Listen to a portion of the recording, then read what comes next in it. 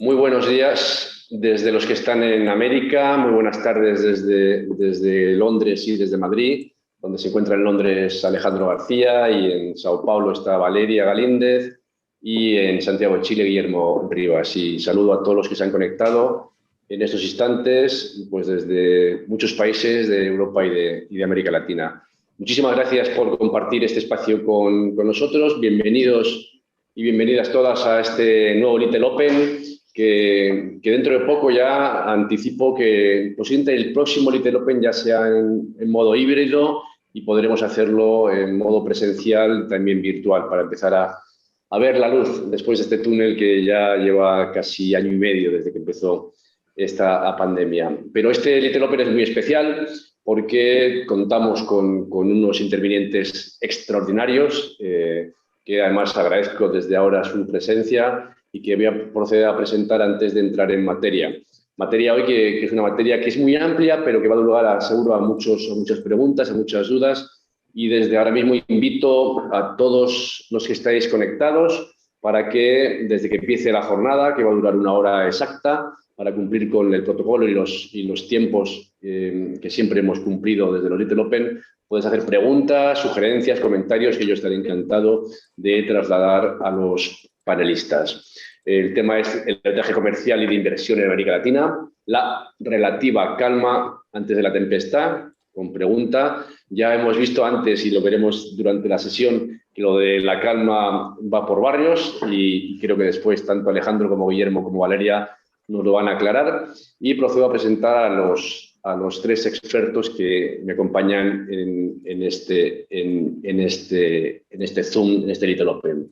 Por un lado tenemos en Londres a Alejandro García, que es socio del grupo de arbitraje de Clyde & Co. en Londres, donde enfoca su trabajo en el arbitraje comercial y de inversión.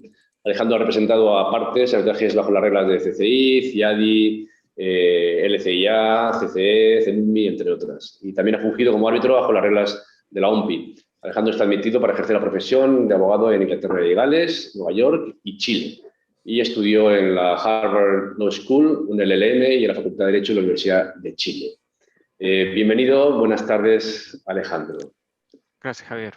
Buenas tardes. También tenemos mucho más lejos, tenemos compatriota de Alejandro, pero esta vez él está en Santiago de Chile, a Guillermo Rivas Sureda. Guillermo Rivas es abogado de la Universidad de Valparaíso, en Chile, y cuenta con un Master of Law, el LLM de Washington, College of Law, de la American University en el año 2000. En su ejercicio profesional ha trabajado tanto en los Estados Unidos como en Chile, tanto como abogado extranjero de O'Melveny & Myers LLP, Washington, D.C., firma que tradicionalmente ha representado al Estado de Chile en materia de defensa comercial.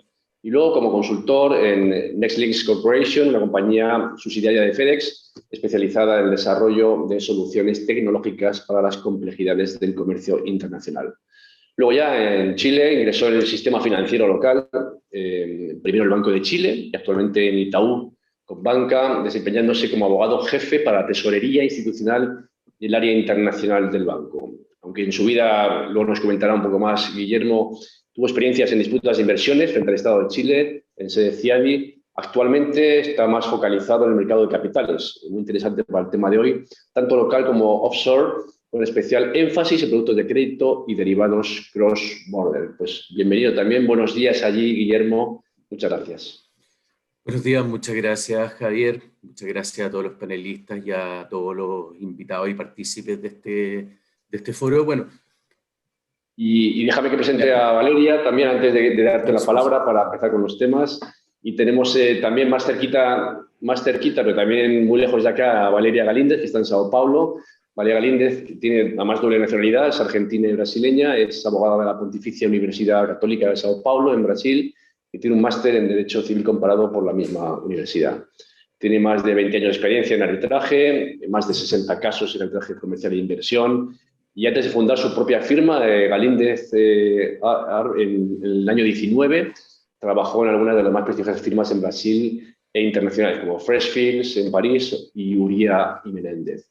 Valeria es actualmente vicepresidenta del Comité de Arbitraje de la IVA, miembro de la Junta Directiva del Club Español de Arbitraje, miembro del Grupo Latinoamericano de Arbitraje de la Cámara de Comercio Internacional y miembro del Comité de Edición de la SEC Bulletin in Dispute Resolution. Buenos días allá, Valeria, buenas tardes desde España. Buenos días, Javier, y buenos días y buenas tardes a todos. Muchas gracias por recibirme hoy. Pues empezamos la jornada y, como decía, en cualquier momento cualquiera que quiera hacer alguna pregunta o comentario, que por favor me lo pueda trasladar a través del chat o también chat privado, que yo estaré encantado de dirigirlo después a cualesquiera de los tres panelistas. Si alguien no quiere que mencione su nombre cuando haga la pregunta, con decírmelo en el chat privado, evidentemente, de que no quiere que comente quien pregunta, porque puede ser una pregunta que prefiera que no conocer la identidad, pues encantado de hacerlo de esa manera. Guillermo, un poco para localizarnos, porque claro, estamos hablando de relativa calma antes de la tempestad, no sé dónde estamos, pero sí que me gustaría que tú hicieses un análisis más desde el punto de vista político y de la economía, dado tu actual bueno, trabajo, ¿no? Donde estás muy metido en temas de análisis de inversión y análisis financieros. Y me gustaría que empezases con ese análisis de las tendencias económicas en la región y que hables un poco, bueno, sobre esto y si es interesante que comentes un poco de en qué manera afecta la deuda pública de los gobiernos de la región debido a la pandemia y que a partir de ahí podamos entablar un diálogo, una conversación. Gracias. Gracias, Javier. Gracias a todos. Gracias a la Asociación Española de Arbitraje y también a Little Open por la posibilidad de participar en este foro que me parece muy interesante. Yo creo que la mezcla es muy relevante y también es muy atingente al momento que estamos viviendo en Chile. Me cuesta un poco pronunciarme sobre lo que pasa en el resto de la región, solo me gusta más hablar de mi casa, de compartirles nuestro análisis. Trataremos de ser breve y preciso. Obviamente yo no soy economista, pero sí vivo en el mundo del mercado de capitales en el día a día, entonces en algo puedo aportar al análisis de lo que está ocurriendo en estos momentos. Pello, te pediría si por favor me puedes habilitar para subir una breve presentación.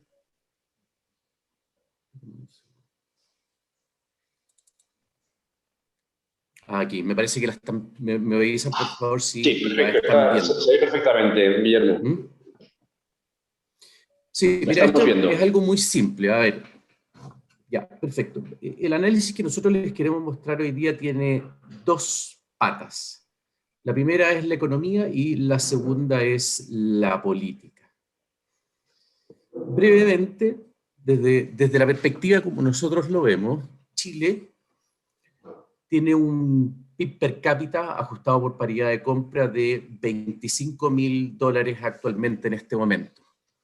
O sea, en términos para aquellos que son aficionados al fútbol, que me imagino que más de alguno habrá por estos lados, si jugáramos en la Liga Española seríamos el Málaga, un equipo de media tabla. Mucho respeto para el Málaga, yo tengo mucho cariño por la ciudad de Málaga, que es muy parecida a la mía. Yo soy originalmente de Viña del Mar, son ciudades muy parecidas, pero si jugásemos en la Liga, nosotros seríamos el Málaga. No somos un país pobre, pero tampoco somos un país rico. Por lo tanto, hay un consenso entre los economistas locales de que es un país que ha caído en lo que llaman la trampa del ingreso medio. Hemos tenido un crecimiento promedio bastante alto en los últimos 30 años, que se ha detenido en el último tiempo, y por otra parte surgen demandas sociales, políticas de reforma. ¿Por qué? ¿Qué antecedentes tenemos como para asegurar esto?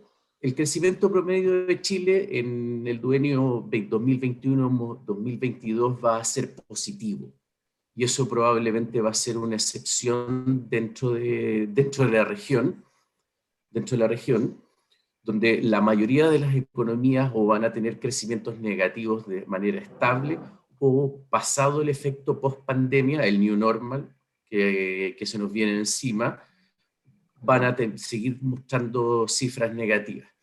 Sobre este punto, y cuando ya la política se empieza a intersectar con la economía, yo creo que es importante hacer presente de que el factor que nosotros llamamos la racionalidad del capital. ¿Y qué es lo que vemos de esta forma? Que la gente, en general las masas, el comportamiento puede ser exuberante o irracional, sobre todo en el campo de la política. pero en términos de alocación del capital, el capital está dirigido netamente por factores racionales. Por ejemplo, en el estallido social que tuvimos en octubre del 2019, ¿qué fue lo que básicamente ocurrió? Un gran flujo hacia el exterior de capitales chilenos, de chilenos hacia el extranjero por miedo, por el pánico que se generó en esos días, que hizo que mucha gente en Chile sacara sus platas y los mandara a mercado extranjero, sobre todo en Estados Unidos. En Estados Unidos, lo que significó, lo que trajo aparejado una subida del dólar. Y por otra parte vimos un influjo de capitales extranjeros con posterioridad al estallido social, de inversionistas extranjeros que finalmente terminó generándole una ganancia importante al inversionista extranjero como consecuencia de la baja del dólar. Y en términos concretos, los chilenos sacaron sus dólares a 780 pesos por dólar. Los extranjeros ingresaron vendiendo el mismo valor, pero ahora tenemos un dólar a 700, lo que significó en definitiva un espaldarazo a la estructura y a la economía local. En cuanto a deuda pública, y para ser bien directo con respecto al punto, si la deuda pública crece con sostenibilidad, eso no implica un problema. El nivel actual de la deuda pública en Chile se encuentra alrededor del 33% del PIB. Y claramente en el futuro se espera que la deuda pública va a crecer, ya que las propias cifras del gobierno y tanto de la oposición dice que debería subir el gasto público del 40 al 45% del PIB.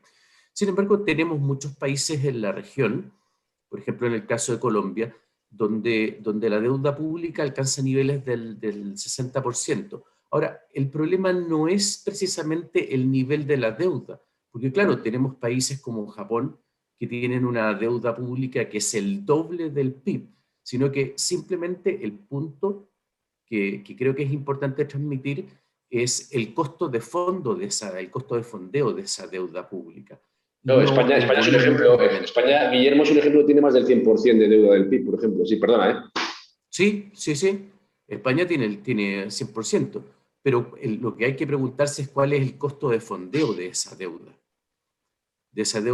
Y mientras el costo de fondeo de la deuda se mantenga barato, los estados razonablemente se pueden seguir endeudando incluso por sobre 1 a 1 al PIB, como es España, Italia, y el caso más crítico que es Estados Unidos, donde lo que llaman los economistas el G-R, si el G-R sigue siendo positivo y tu costo de fondeo es bajo, tú te puedes seguir endeudando. Ahora, obviamente pueden haber ciertas repercusiones, pero yo no vería que exista un peligro per se por el aumento de la deuda pública en Chile o por el rompimiento de la regla fiscal, que es lo que ha pasado en los últimos 2 años. Datos duros que quería compartir con ustedes. El CDS de Chile, el Credit Default Swap, sigue siendo el mejor de la región, pero claramente ya no es lo que era antes. El CDS, a propósito de las elecciones del pasado domingo, se movió correctamente, como lo voy a mostrar en la presentación, en la siguiente hoja. Se movió de niveles que iban desde 54 a 62, 63. Es una suba Guillermo, para que lo entienda la gente que nos escucha, ¿eso en qué afecta un poco al estado de ánimo, a la capacidad de inversión? El Credit Default Swap, resumidamente, es una especie de seguro que tú puedes comprar contra el default de una deuda. Entonces, la gente compra default swap. Si yo tengo deuda del Estado chileno, compro un default swap y con eso compro protección. En caso de no pago por parte del Estado chileno, me paga aquel que escribió el swap, la contraparte del swap. El CDS de Chile subió con este giro a la izquierda que tenemos que se marcó en estas elecciones, pero no ha subido materialmente. Y si se lo compara con el costo del CDS de otros países de la región, por ejemplo, Chile hoy día está a nivel de 61, estos son datos obtenidos hoy día mismo. El de Brasil es 177, el de México 94, el de Colombia 131. 131. Entonces, aún en este escenario de tormenta, aun cuando el outlook no parece positivo, igualmente Chile tiene, en términos duros, como lo es la valoración del CDS sobre los bonos de la Tesorería General de la República de Chile, el riesgo de default sigue siendo muy bajo. Obviamente nadie tiene el futuro asegurado, pero en base a la experiencia previa y los movimientos que han tenido en estos últimos 2-3 días, está claro que el mercado tiene internalizado un cierto giro a la izquierda. ¿Cuán profundo va a ser ese giro a la izquierda? No lo sabemos, porque efectivamente hay una elección presidencial a finales de este año, pero en definitiva lo que quería transmitirles es que desde el punto de vista de la economía, aquí no hay un cambio estructural en lo que se refiere a diseño económico. Tenemos una convención constitucional que va a escribir una nueva constitución. Sin embargo, y eso para entrar a nuestra visión desde el punto de vista de la política, cerrando ya el punto de vista de la economía, en el cual el holding que podemos hacer presente es: no hay cambios estructurales, materiales, no hay un cambio sustantivo o un cambio material adverso, o un evento político que haya generado un impacto en los mercados de crédito, tanto internacionales o locales para Chile. Guillermo, una pregunta te voy a hacer. Por lo que he visto en el dibujo anterior, ¿tú crees que a mayor proteccionismo estatal el CDS sube más? Depende Hay una correlación directa entre el CDS, proteccionismo estatal, CDS, pero más que nada, te diría, Javier, tiene que ver con el rule of law. De acuerdo. Cuando las instituciones económicas son violentadas, eso tiene una influencia directa en los mercados de capitales. Tanto del país donde ocurre como en los países de alrededor. ¿Hay efecto contagio? Exactamente. De acuerdo, entendido. Sí, claro. Lo que pasa es que en el cálculo del riesgo de crédito de un determinado país, los economistas siempre parten por el vecindario. El vecindario te otorga puntos o te quita puntos. Eso es claro. Entonces, dentro de este cálculo, Chile en alguna medida sigue siendo el mejor alumno, a pesar de los cambios que estamos enfrentando, los cambios políticos que estamos enfrentando en el último tiempo. Gracias. Ahora, desde el punto de vista de la política, nosotros tenemos claro de que estamos presenciando una serie de conflictos sociales y políticos en Chile en estos momentos. Eso no hay ninguna discusión. Ahora, creemos que lo importante es preguntarse qué tipo de conflictos estamos presenciando y cuáles son las soluciones que el sistema político está proporcionando a estos conflictos. Ahora, sobre el punto, yo quisiera ser muy franco, y un poco a la española, así practicando un poco de franqueza brutal. El mundo hoy en día es un lugar convulsionado. Nosotros somos una especie de estación terminal del metro en el mundo.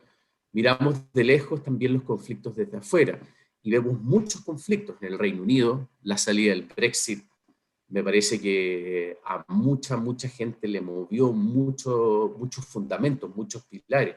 En España también vemos una situación política bastante oscilante. Y sobre todo en Estados Unidos. En Estados Unidos, un poco una conclusión un poco aventurada, tenemos conflictos muy similares en Chile, si se los compara con Estados Unidos. Tienen similitudes, como el caso de la desigualdad.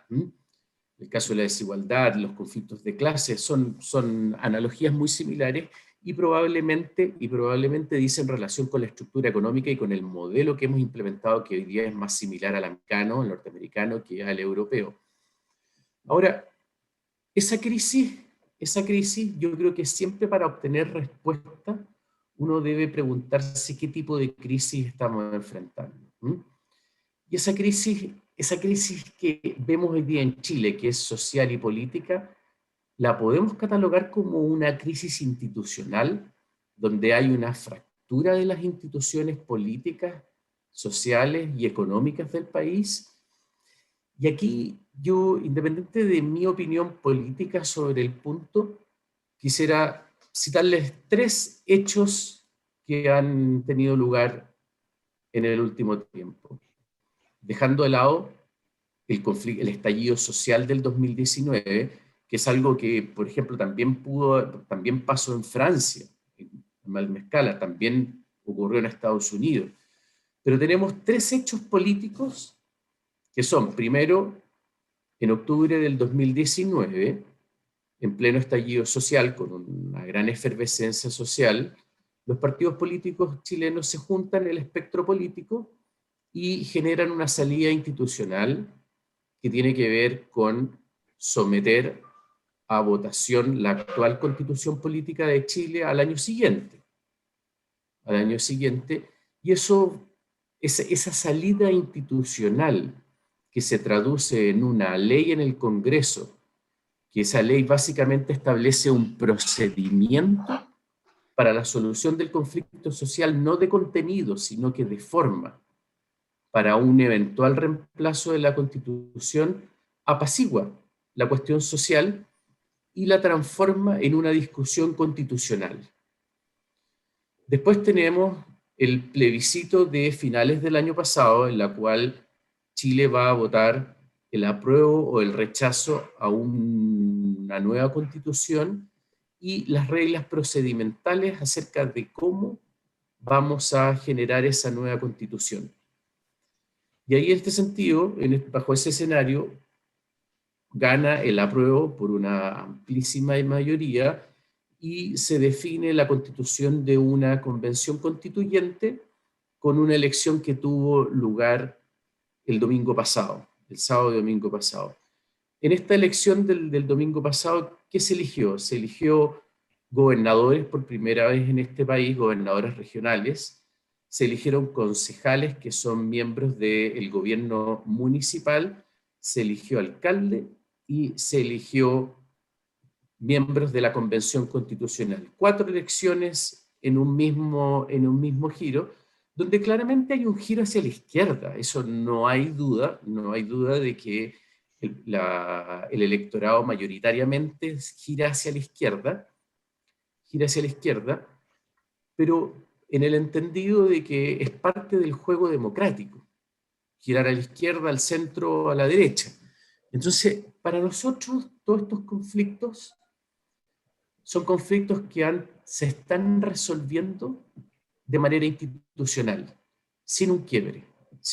No hemos presenciado actualmente algún indicio acerca de quiebres institucionales. Ahora, yendo a un tema muy puntual, y ya como para cerrar nuestra presentación, la litigiosidad que se observa en el último tiempo, yo haría una diferencia con respecto de lo que ocurría normalmente en Chile. Cuando presenciábamos litigios de inversión extranjera, claro, ¿qué casos se nos vienen a la mente? Inversionista que reclama contra el Estado de Chile por el cambio del plano regulador. Inversionista que reclama no poder materializar, que la materialización de su inversión fue aparejada de un cambio en las cuotas de pesca. Entonces, a ese tipo de litigio los llamaríamos netamente regulatorios. Ahora hay un factor distinto, que es que la política ha entrado de lleno a todos los campos. Y ahí claramente la ley del retiro del 10% de los fondos previsionales, que incluye el retiro del 10% de la reserva técnica para los aseguradores, claramente es, y la podemos etiquetar, es lo que en Estados Unidos llaman el Robin Hood Law, algo que lo conversé alguna vez con mi amigo Alejandro García. Ahí hay un Robin Hood Law claramente, ¿no? Sin embargo, me parece que en la historia reciente de Chile, en los últimos 40 años, esto ha sido una anomalía, y esa anomalía también tiene que ver con los conflictos políticos que estaba enfrentando Chile, producto de la pandemia. Pero nuestra percepción es que anomalías como ese tipo de leyes no deberíamos tener en abundancia. Obviamente no podemos descartar que se generen otras leyes que infrinjan los derechos de propiedad de los inversionistas extranjeros. Sin embargo, no veo una situación similar a la que ocurrió en Argentina después de los años 90, donde entiendo hubo un flujo muy grande de litigios en materia de inversión extranjera, tanto en ICSID como en la Cámara de París. Yo veo una situación distinta.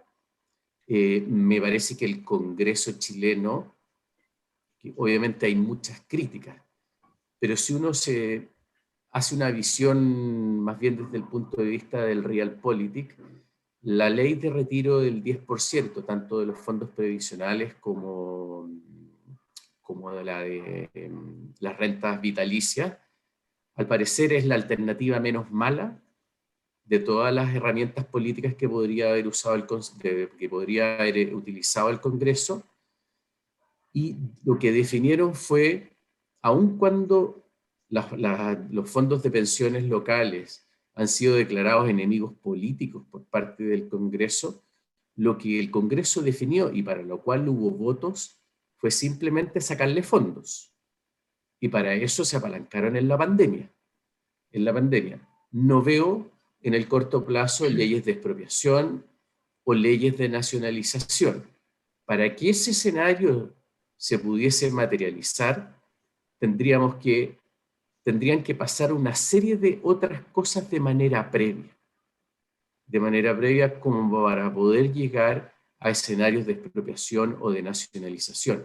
Sin embargo, para nosotros es claro que el Congreso ha tomado una opción política, y que ha sido la menos mala, porque si bien han sacado aproximadamente $60.000 millones de los fondos de pensión, una gran parte de todos esos fondos sigue aposada en el sistema financiero chileno, y una parte que no es sustancial ha ido a consumo. Entonces, resumiendo, desde el punto de vista de la política, y ya para cerrar, sí, tenemos conflictos sociales y políticos, probablemente generados porque somos un país que ha caído en la trampa del ingreso medio, pero esos conflictos están teniendo una respuesta institucional. ¿Cuál es el futuro? No lo sabemos. Hay que esperar que este nuevo gobierno, esta nueva coalición política dé sus cartas, y hay que esperar la elección presidencial de finales de año. Pero lo que vemos en definitiva es una respuesta institucional del sistema y no un quiebre. Muchísimas gracias, Guillermo. Muchas gracias. Estaremos atentos a las novedades, porque por lo que estás contando hay que estar muy pendiente. Hemos visto efectivamente esa fotografía panorámica política y económica que afecta sin duda, Valeria, al arbitraje comercial y al arbitraje de inversión. Entre otras cosas, incluso para la elección de la sede. A la hora de elegir la sede hay que tener en cuenta efectivamente los vaivenes políticos y económicos de los estados para ver efectivamente si las sedes son seguras o no.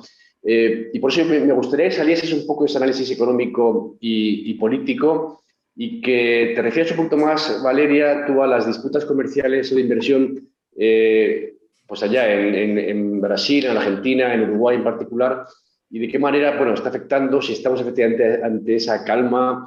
Tú mencionabas en una conversación previa que de calma nada en el tema comercial, pero que esa calma sí que está en inversión. Cuéntanos desde el punto de vista del arbitraje comercial, ¿cómo estás viendo de qué manera está afectando la pandemia al arbitraje comercial y cómo lo visualizas tú?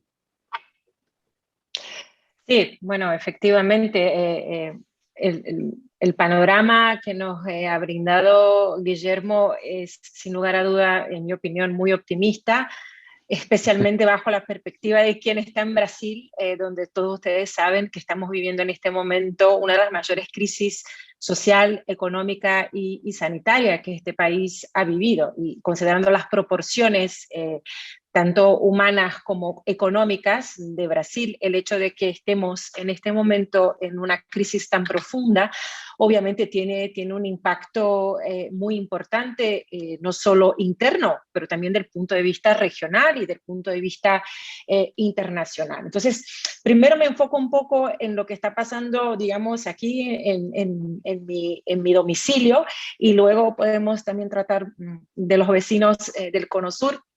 Brasil, como ustedes saben, no es un país que tiene ratificado ninguno de sus tratados bilaterales de inversión, con lo cual no está en el sistema del CIADI, pero obviamente es un país receptor de inversión extranjera y siempre ha sido tradicionalmente un país de mucha inversión extranjera, especialmente por su potencial de mercado consumidor masivo.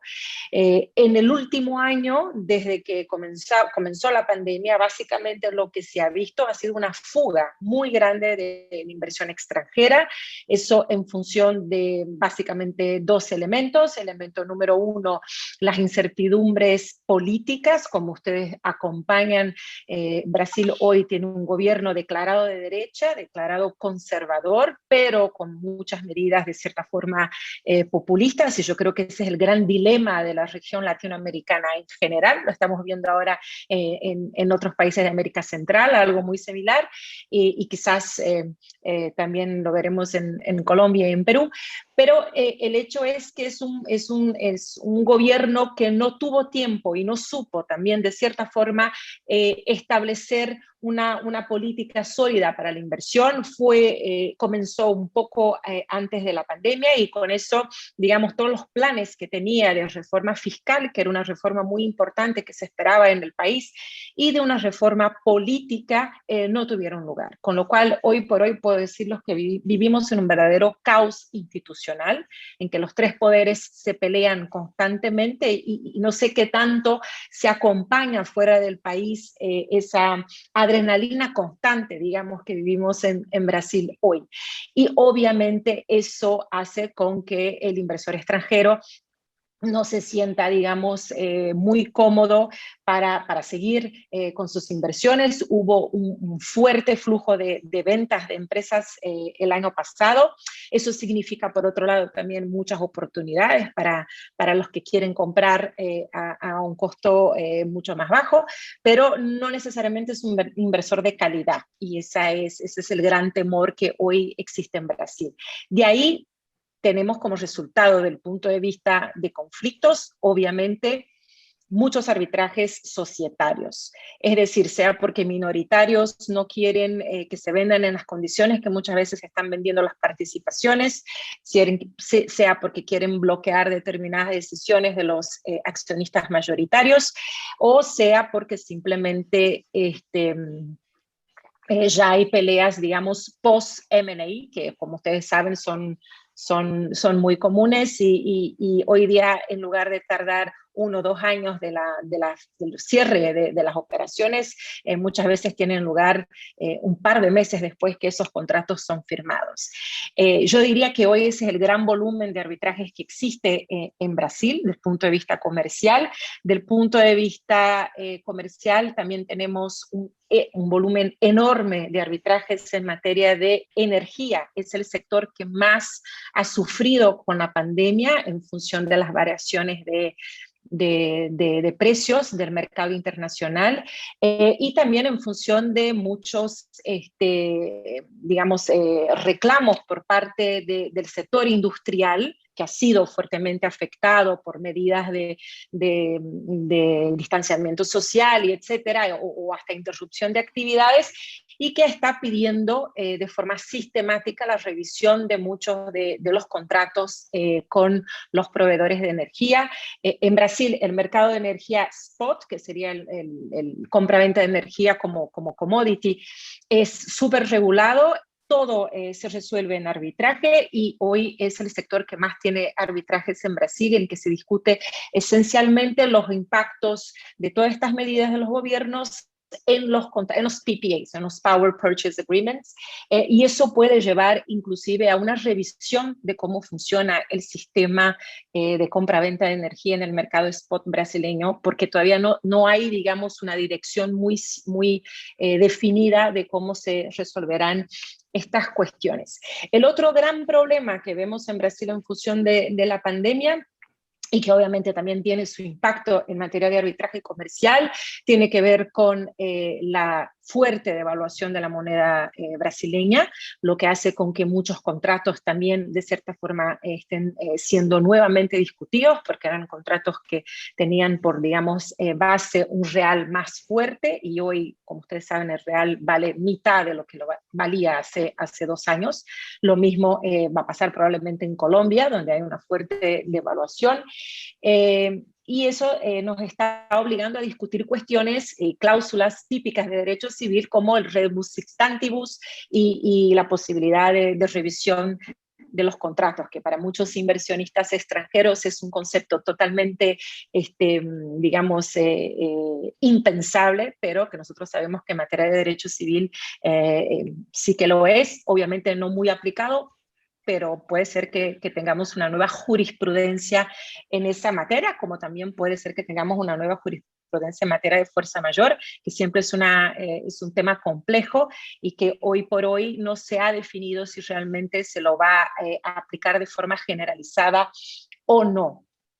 Y sobre eso, Valeria, sobre eso estáis viendo más cláusulas que recojan temas de fuerza mayor en los contratos a raíz del mes de marzo del año pasado. ¿Estáis viendo Sí, es curioso porque sí, lo que ahora se está viendo, y como les mencionaba en el mercado de energía, por ejemplo, lo que se está viendo es la inclusión expresa, lo que no se veía antes, porque tampoco se pensaba que habría una pandemia, de que la pandemia no necesariamente constituye fuerza mayor para fines contractuales. El tema es muy delicado, cómo uno lo va a analizar. Obviamente es muy caso por caso, hay que considerar una serie de características del mercado. Tomo, por ejemplo, la cuestión nuevamente de estos tipos de contratos de compra-venta de energía del mercado spot. Estos son contratos como contratos financieros, ¿no? Como contratos de hedge, básicamente, que las empresas hacen para cubrirse del punto de vista de oscilaciones de mercado del precio de energía.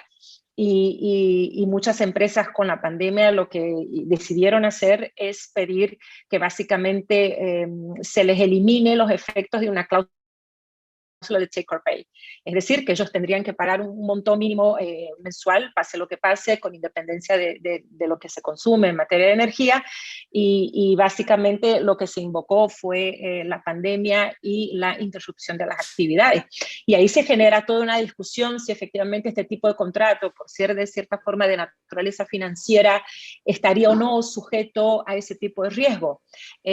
El propio mercado de energía ya está reaccionando en el sentido de tratar de establecer un entendimiento común de que la pandemia y las medidas tomadas por las autoridades gubernamentales no necesariamente constituyen fuerza mayor para ese tipo de contrato. Remains to be seen, no sabemos exactamente qué es lo que va a pasar, y yo tampoco quiero anticiparme mucho porque tengo un par de casos en ese sector. Pero es bastante interesante, y como les dije, yo creo que uno de los mayores volúmenes de casos que hemos visto el año pasado en materia de arbitraje comercial. Lo otro, y que ustedes seguramente están acompañando y sigue, y probablemente seguirá en los próximos años en Brasil, tienen que ver con los impactos de corrupción, porque también hubo denuncia, además de toda la historia, la saga de la Lava Jato que todo el mundo conoce y el impacto que esa operación tuvo no solo en Brasil, pero en varios otros países de Latinoamérica. Ahora hay, por ejemplo, discusiones de medidas tomadas por los gobiernos durante la pandemia bajo el argumento de que obviamente no había tiempo suficiente para, por ejemplo, ordenar determinados procedimientos licitatorios, y que ahora se está invocando cuestiones de corrupción en esos contratos. O sea que ya veremos también cómo esto se va a resolver. Se puso de moda en Brasil las acciones de minoritarios en contra de las empresas que han sido involucradas en los escándalos de Lava Jato. Hoy día hay por lo menos 3 o 4 arbitrajes en contra de Petrobras discutiendo esa cuestión, y estamos hablando de arbitrajes en que los montos en discusión son de más del 35.000 millones de dólares de indemnización para los accionistas minoritarios. Y esto va a seguir porque la discusión en materia de corrupción en Brasil todavía no se ha agotado.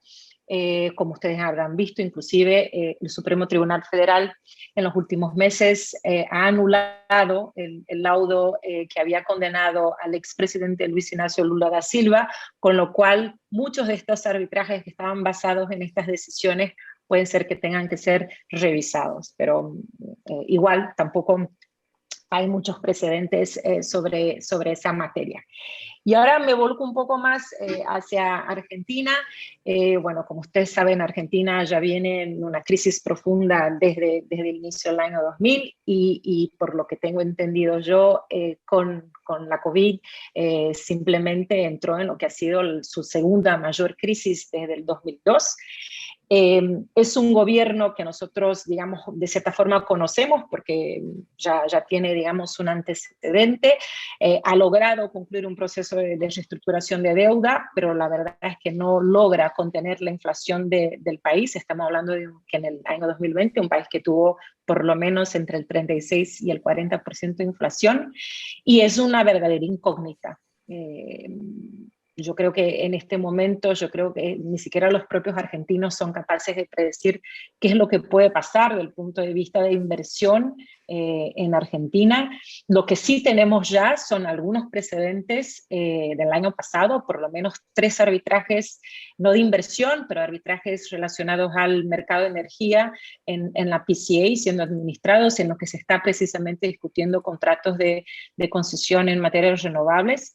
Y es posible que el gobierno argentino trate, y aquí estoy especulando obviamente, de revisar muchas de sus relaciones anteriores, teniendo en cuenta de que el país ha tenido una total fuga de inversión extranjera y hoy día no tiene condiciones tampoco de enfrentar la deuda externa que tiene, aunque ha podido hacer su reestructuración, pero la verdad es que capacidad de generación hoy por hoy Argentina no la tiene.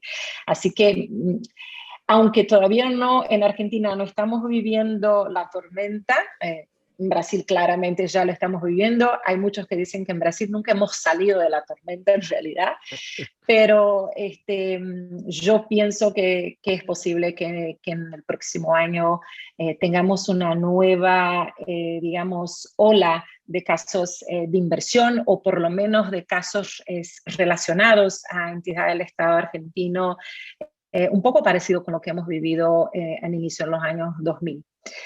Y Uruguay, bueno, Uruguay es uno de los pocos, digamos, paraísos en Latinoamérica, es un país económicamente bastante estable. Del punto de vista económico, siguió así durante la pandemia. También ha recibido, curiosamente, mucha inversión argentina, más fuga de argentinos que inversión propiamente dicha. Pero lo que pasa es que Uruguay todavía tiene una necesidad muy grande de inversión en infraestructura. Y hay que ver cómo ese país va a reaccionar a eso. Los pocos casos involucrando al Estado uruguayo hoy por hoy no han sido muy favorables para el Estado, aunque hoy tiene un gobierno bastante, digamos, sólido y consensual. Pero todavía no sabemos muy bien cómo va a reaccionar y cómo va a organizar su marco legal para recibir la infraestructura que necesita. No le veo una tormenta a Uruguay, yo creo que todavía está, digamos, iniciando un periodo de mayor sofisticación en materia de litigio internacional, porque su economía se está sofisticando, pero habrá que ver cómo obviamente reaccionan políticamente. Uruguay, al igual que Argentina, siempre ha sido un país que ha oscilado un poco siempre entre la derecha y la izquierda, y yo creo que es el gran mal de toda Latinoamérica. Siempre estamos un poco en la bipolaridad de derecha-izquierda, y eso hace con que sean regiones en que siempre hay un altísimo grado de incertidumbre.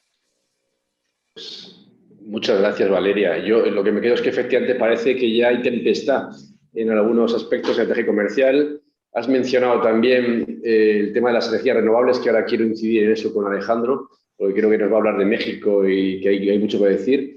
Y luego un poco para aclarar a los participantes, en los Little Open se invoca siempre la regla de la Chatham House, que es importante saberlo, es decir, que los participantes todos tenemos el derecho de utilizar la información que se recibe, pero no se puede revelar ni la identidad ni la afiliación del orador, ni de ningún otro participante. Eso para que quede claro que esta es una regla que aplicamos en los Little Open. Con lo cual, aunque efectivamente hay que tener reserva de muchas cosas que se pueden decir, pero que esta regla se está aplicando. Alejandro, vamos contigo. Bueno, muchas gracias, Javier. La pregunta... Alejandro, primero, a ti darte gracias dobles porque este Little Open mucha culpa la tienes tú de que se esté organizando, porque tú diste la idea y también sugeriste los nombres de Valeria y Guillermo, con lo cual te agradezco enormemente que lo hayas hecho, porque es una maravilla, como siempre, escuchar a Valeria y a Guillermo, y por supuesto a ti, que además vais a colaborar como Clyde & Co en el Open de arbitraje del mes de octubre. Vamos a seguir un poco ahora, pero vamos a ir más al Pacífico, a México. No sé si coincides o no con Valeria y con Guillermo, que ya es tempestad en el tema comercial, pero que no es en inversión. Y quiero que nos comentes un poco respecto a México, bueno, igual esta reforma de la legislación en materia de renovables, ya que has sacado el tema, Valeria, y un poco que nos des tu visión sobre esa región. Gracias, Alejandro. Gracias, Javier, y bueno, gracias por el evento, gracias a los panelistas y también gracias a la Asociación Europea de Arbitraje. Bueno, voy a analizar los países específicos, Javier, pero quizás quisiera aportar una visión un poco de lo más global, de lo macro a lo micro, pero yo sé que no tengo tanto tiempo, así que voy a tener que ir rápidamente. No, pero vamos a dejar luego 5 minutos más, por lo menos, ¿vale? Para que más tarde, o sea, tranquilo. Sí. Bueno. En relación con el arbitraje comercial, creo que ya estamos viendo una especie de tempestad. Y mucho, obviamente, la pandemia es is the elephant in the room, ¿no? Mucho de lo que ha surgido, lo que está pasando ahora, dice relación con la pandemia. Sin embargo, como comentaba Guillermo, existen ciertos, y también Valeria comentaban, existen algunos aspectos políticos preexistentes, por ejemplo, el tema de la corrupción en Brasil, en Chile, la crisis social. Entonces, no es todo necesariamente relacionado con la pandemia, pero naturalmente esto ha catalizado lo que está pasando. Y eso como punto preliminar. Desde el punto de vista del arbitraje comercial, yo diría que la tempestad, si se quiere, está aquí con nosotros, y coincido con Valeria, en particular en relación con el arbitraje. Ahora bien, en América Latina depende del país. Hay países en los cuales se usa más el arbitraje comercial para resolver disputas mercantiles y civiles. En otros países no tanto, se va más a tribunales o a juzgados. Por ejemplo, entiendo por lo que dice Valeria, ese es el caso en Brasil, que hay mucho arbitraje, si se quiere, doméstico, y Chile también pasa algo parecido. Y la cantidad de casos, por ejemplo, que se han presentado ante el Centro de Arbitraje y Mediación de la Cámara de Comercio de Santiago se ha elevado muchísimo. Hay un incremento de 34% según estadísticas recientes de casos, con un incremento en julio, ese incremento fue entre mayo y agosto de 2020, y un incremento en julio de 2020 de 75% de casos. O sea, las estadísticas avalan que hay mucha disputa que surge y mucha relacionada con la pandemia. La mayor parte de estos casos dicen relación con los sectores de la construcción e inmobiliario. Mucha disputa ha surgido por el tema en relación con contratos de promesa, especialmente de compraventa, en los cuales los compradores, por ejemplo, porque no tienen acceso al dinero, porque bueno, el tema de la pandemia es un poco, como llaman, un cash crisis, ¿cierto? Es un tema que dice relación con el dinero contante, y eso ha generado problemas. O sea, vemos desde el punto de vista de esos países que usan mucho el arbitraje doméstico, hay una tormenta, y es algo parecido, yo creo, a lo que se refleja en litigios ante tribunales nacionales, en países en los cuales el arbitraje no se utiliza de esta forma como en Chile o en Brasil. Lo vemos también desde el punto de vista de lo que pasa con los seguros. Ahora, en relación con el arbitraje e inversión, yo creo que sí estamos viendo una calma antes de la tempestad. Yo creo que va a haber muchos arbitrajes de inversión en América Latina, y son tres motivos por los cuales yo pienso que esto es así. Primero, desde una perspectiva económica, América Latina es la región del mundo que más ha sufrido como resultado de la pandemia. De acuerdo al Fondo Monetario Internacional, hay un informe de abril de 2021, el Producto Interno Bruto de la región de América Latina se redujo en un 7% en el año 2020. Y eso es mucho mayor de lo que ocurrió a nivel mundial. A nivel mundial la contracción es 3,3%. También el Banco Mundial dice que en términos reales el Producto Interno Bruto, la reducción ha sido 4,3%. Solo vemos que en Latinoamérica es incluso peor, y este 4,3% económicamente es la crisis más grave, es la recesión más grave desde la Segunda Guerra Mundial. Entonces estamos hablando, desde el punto de vista económico macro, es una situación muy compleja. Entonces, primer elemento, Latinoamérica ha sufrido mucho. Segundo, muchos gobiernos latinoamericanos han tomado medidas muy estrictas en relación con la pandemia. Muchos dicen que son de las medidas más estrictas del mundo, pero se ha tomado muchas cuarentenas, cierre de sector hotelero, prohibición de viajes.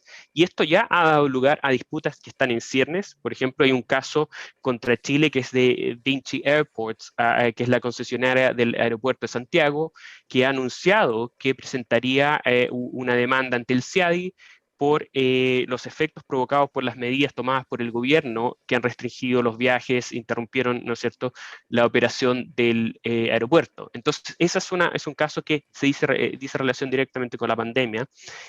Como digo, está en los primeros pasos, todavía no hay un arbitraje propiamente tal, pero este es un tipo de disputas que yo creo van a surgir en muchos otros países.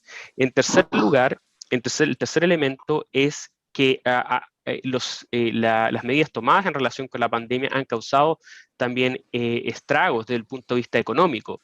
Y también hay estados que han tomado medidas que dicen, a veces siempre, ¿no es cierto?, está la duda, ¿es realmente relacionado con la pandemia o es solo una excusa? No sé, no voy a dar una opinión acá, pero en México, por ejemplo, hay una reforma a la ley de electricidad, bajo la cual lo que el gobierno dijo, bueno, debido a la pandemia hay menos consumo de electricidad y por tanto tenemos que tomar medidas. Y la medida fue que se cambió un poco las reglas del juego en relación con la prioridad que se daba a productores de energía renovable para tener acceso a la red, a the grid. Entonces, eso un poco, naturalmente, afecta a los quienes producen energía renovable, y el sistema está, dicen los que lo critican, el sentido último es beneficiar a la compañía mexicana, estatal mexicana, que opera en relación con el tema eléctrico. Entonces, ese es un tema, como digo, que se adujo que había sido por la pandemia. También Perú hubo una restricción a los cobros de peajes en las ciertas carreteras que están concesionadas con peajes. También el gobierno peruano dijo, bueno, este es para aliviar la carga, ¿no?, de quienes están afectados por la pandemia. Entonces también es se señala que es una consecuencia de la pandemia para prevenirlo, y también se ha dicho que podrían haber arbitrajes de inversión en relación con lo que pasa en Perú, también en relación con México, pero esas medidas están suspendidas ahora. Ahora, la pregunta que cabe hacerse es decir, bueno, ¿por qué no hay hoy por hoy casos? Porque es la calma, no es la tempestad todavía. Y desde mi punto de vista, hay hay 4 factores que yo creo que explican por qué no hay demandas hoy, pero que sí va a haber muchas demandas muy pronto. Primero, y qué es lo que pasó en relación con la crisis del 2007-2008, la crisis financiera, muchas compañías están viendo si se acaba el mundo o no. Si se acaba el mundo, bueno, ¿para qué vamos a demandar? Entonces, se ve, bueno, cuáles son las consecuencias y se toma una decisión después de que queda más claro lo que está pasando. ¿Hay recuperación o no? ¿Vamos a invertir o no? Y creo que ese es un elemento por el cual las compañías están considerando que pasa. Segundo, para inversionistas extranjeros, demandar a un Estado es un poco una opción, la opción nuclear, ¿no? Muchos inversionistas extranjeros, cuando demandan el Estado ante el CIADI, antitrust, en un arbitraje de inversión, muchas veces han decidido irse del país. Entonces, muchos países se lo toman, compañías se lo toman con calma, esa decisión. En tercer lugar, obviamente, dependiendo de la disputa, entender el efecto en términos de daño de lo que ha causado las medidas puede tomar tiempo. Entonces, eso puede ser que muchos inversionistas están pensando, bueno, ¿cuáles son los efectos de las medidas? Y el cuarto punto es también que, relacionado con los daños, es que los daños se pueden seguir acumulando. Y un punto a mencionar es que muchos tratados de inversión no tienen normas de prescripción extintiva propiamente tal. Entonces, eso hace que no exista una presión en términos de tiempo para presentar esas demandas. Pero yo creo que ya ha pasado, en unos meses, yo pienso, vamos a empezar a ver más y más demandas relacionadas a esto por los factores que he mencionado. Entonces yo creo que es realmente la calma antes de la tempestad, desde el punto de vista del arbitraje de inversión. Gracias. Muchas gracias, Alejandro, y además estamos cumpliendo los tiempos de forma magnífica, con lo cual también enhorabuena a los tres. La verdad que hemos visto el análisis político y económico primero por parte de Guillermo, luego efectivamente nos ha dado una visión ya de tempestad en algunos temas del eje comercial, y parece que hay otra tempestad que está por venir. Es decir, esto es como los huracanes estos en el Atlántico, que uno anticipa la llegada del otro. Y sobre esto, claro, yo quiero saber un poco del punto de vista político y económico, Guillermo, y a ver también Valeria y Alejandro, ¿qué futuro veis? Hay países que también tienen cierta incertidumbre política en el corto plazo y en el medio plazo, y esto también va a afectar a que se puedan, no sé, denunciar a lo mejor algunos convenios internacionales por parte de los países del entorno. Bueno, sí, ya hay, perdón, Alejandro, sí, ya hay algunos países que están anunciando justamente o que van a revisar los tratados, las condiciones de los tratados, o que pretenden denunciarlos. Sí, y es un poco una... Alejandro, complementa. Sí. Perdón, no, yo estoy de acuerdo. Sí, por ejemplo, Pedro Castillo, que es un candidato presidencial para las próximas elecciones en Perú, ha anunciado que va a terminar todos los tratados bilaterales de inversión de Perú. Ahora, creo que es interesante porque esto genera una especie de dilema, porque según entiendo, el año pasado, el 2020, fue en el cual hubo la menor inversión extranjera en las últimas décadas. Y América Latina necesita inversión extranjera en general. La mayor parte de los países latinoamericanos reciben fondos de afuera, ¿no? Y el problema es que, y es lo que dijo Guillermo, es un tema de el rule of law, ¿no es cierto?, el Estado de Derecho. Entonces, los tratados de inversión son parte del rule of law. Cuando un inversionista dice, bueno, voy a invertir en este país, tiene una buena red de tratados, perfecto, no tengo que litigar ante los juzgados domésticos. Entonces, el dilema es ese, de que los estados latinoamericanos necesitan más inversión extranjera por la crisis, que es salvaje desde el punto de vista económico, pero muchos países están yendo en la dirección opuesta. Entonces, yo creo que en ese sentido las cosas no van a ir muy bien. Ojalá hubiese una visión más pragmática, diciendo, bueno, los tratados de inversión en general es parte del rule of law, genera inversión, pero creo que ese debate está un poco manchado, si se quiere, por temas políticos y el populismo, ¿no? Muchas gracias. No sé si alguien tiene alguna pregunta, que está a tiempo de hacerla ahora a través del chat, porque estamos a punto de terminar. Yo creo que aquí, no sé si Valeria querrá decir algo, creo que no, porque evidentemente estás como árbitro en temas de inversión, pero Alejandro, tú, mientras alguien pueda hacer unas preguntas, ¿qué defensas crees que van a poder hacer los estados? Porque claro, es un tema interesante ahora. Sí, yo creo que bueno, están hay distintas defensas que está, por ejemplo, brevemente, es el artículo 43 del Reglamento Sanitario Internacional, que dice relación con asuntos de restricciones a los viajes, que es un tema interesante a analizar. Después algunos tratados contienen lo que se llaman las medidas no precluidas. Por ejemplo, el artículo 9 del Tratado Bilateral de Inversión entre Estados Unidos y Argentina, eso se litigó en 4 casos en Argentina, y en LG&E con Argentina, ahí esa defensa le funcionó, que son exclusiones específicas en los tratados, pero depende del tratado. Muy pocos tratados contienen esta defensa. Después está el police power, los poderes de policía, que fue algo que se utilizó en Philip Morris con Uruguay, pero la naturaleza es no es tan clara de la naturaleza de este argumento, no es generalmente aceptado, pero puede que lo aleguen los estados. Después están las defensas del derecho internacional consuetudinario, que está, ¿no es cierto?, el estado de necesidad, el distress, que es peligro extremo, y la fuerza mayor.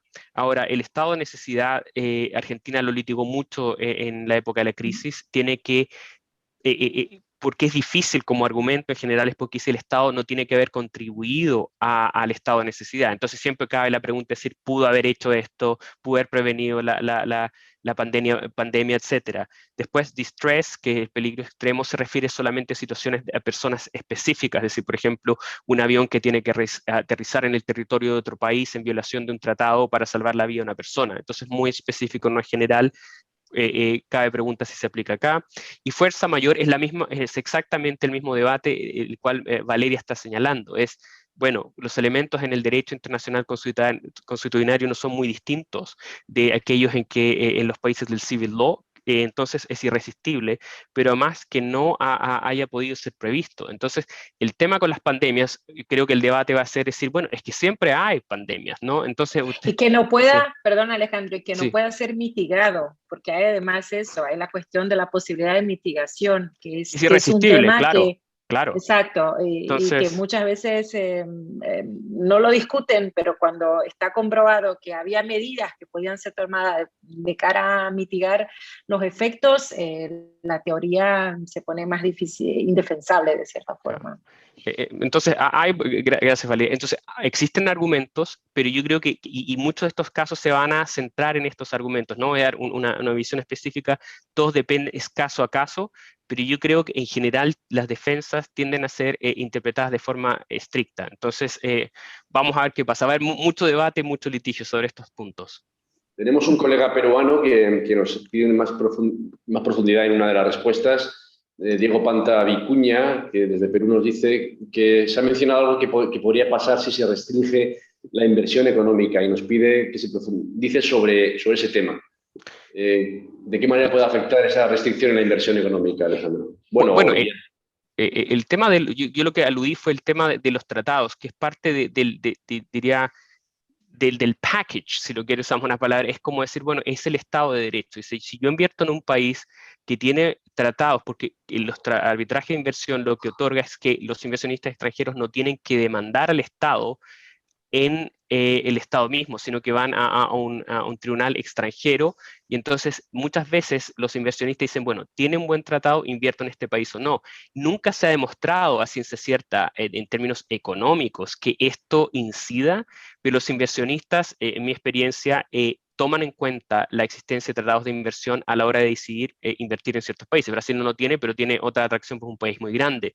Pero los países de economías más pequeñas, por ejemplo, como Chile, eso es importante. Entonces, yo creo que si se generan, digamos, si esos tratados se terminan, no va a ser beneficioso desde el punto de vista de la inversión extranjera. Muchas gracias. Hay una pregunta también desde México, que es Gerardo Lozano, una pregunta algo complicada. Si creéis que el social license to operate en relación con los conflictos sociales debe considerarse parte del derecho internacional público. No sé qué se refiere con social license, pero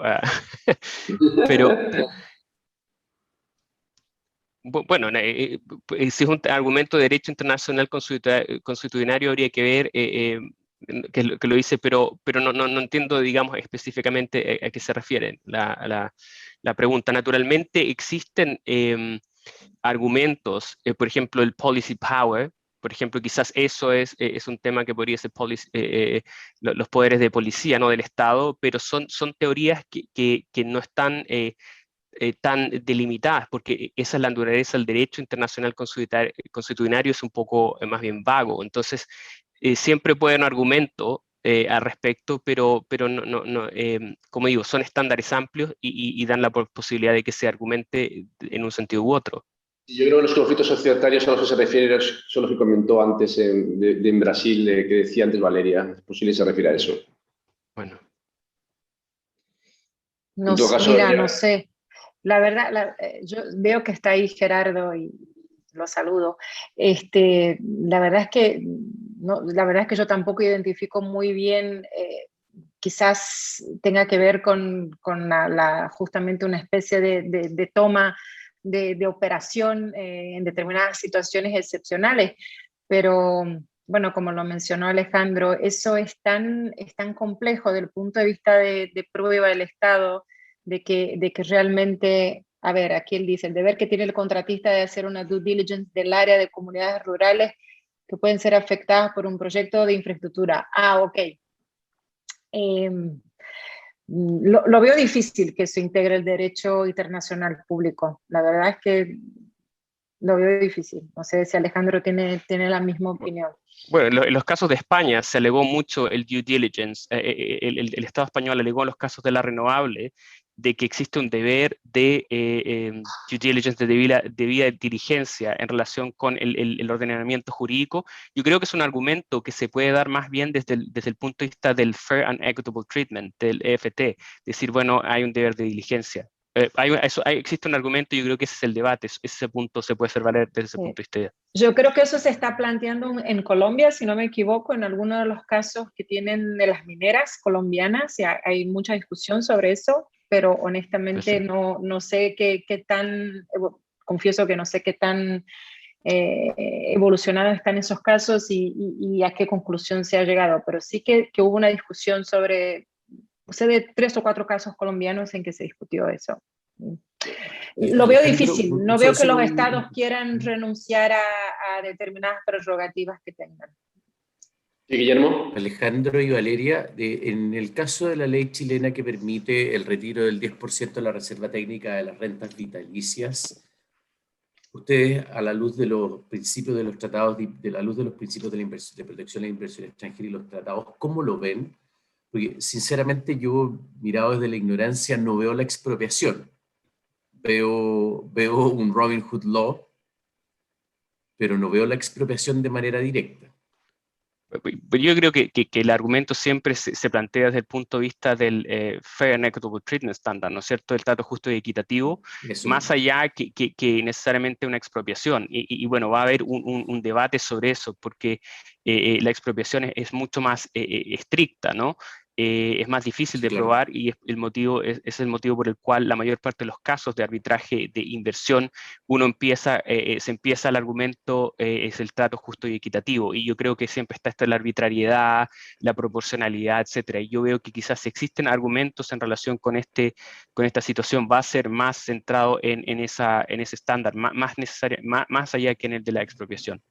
Y no en el de la expropiación, en eso concuerdo. Sí, nosotros también desde fuera nos vemos expropiación. Lo que pasa es que hay muchos bancos extranjeros que en sus análisis han catalogado el retiro del 10% de las rentas vitalicias como expropiatorio. Bueno, depende cómo se lo mire, ¿no? Depende cómo se lo mire, pero bien asesorado.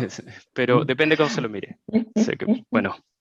Para eso estamos los abogados. Lo bueno de los Little Open es que nos quedamos siempre con las ganas. Gerardo Lozano nos ha lanzado unas preguntas muy interesantes para pensar para siguientes topics. Agradezco sobre todo a Valeria, a Guillermo y a Alejandro pues el poder haber compartido con todos nosotros vuestras experiencias. La verdad que es un gusto poder escucharos y poder veros pronto, porque esto continúa y por lo que habéis contado va a haber mucho trabajo en el futuro, con lo cual nos veremos seguro que muchas veces. Gracias a todos los que han participado, la verdad es una maravilla poder contar con panelistas y con asistentes de tanto nivel. Les invito a la siguiente, que ya avisaremos cuándo va a ser, que esperemos que ya sea medio presencial, pero que podamos también compartir con todos los asistentes en todos los países en los que se han conectado. Y, por último, invitar a todo el mundo a que tengan ya presente la fecha del Open de arbitraje de este año, en octubre, 6 y 7 de octubre, que promete y mucho, que va a ser un evento de primerísimo nivel, que va a ser presencial y es posible que sin mascarillas el 9 de octubre en España. Muchas gracias y nos vemos en la siguiente. Muchas gracias a todos. Gracias. Hasta luego. Gracias a todos. Muchas gracias por la invitación. Bueno, Gracias. adiós. Un abrazo a todos.